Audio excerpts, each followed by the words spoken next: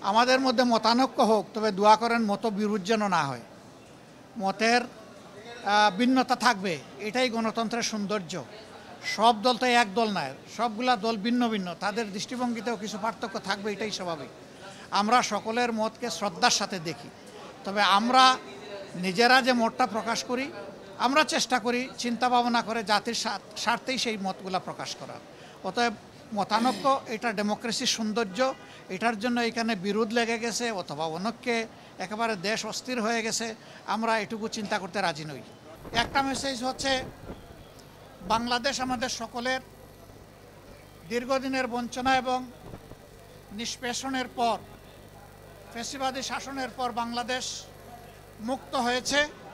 মুক্তির এই সংগ্রামে দেশবাসীর সাথে প্রবাসী যারা ছিলেন তারা সমানতালে লড়াই করেছেন, তাদের অবদানও বিশেষভাবে উল্লেখযোগ্য। তাদের সেই অবদানের জন্য তাদেরকে আমরা ধন্যবাদ এবং কৃতজ্ঞতা জানিয়েছি।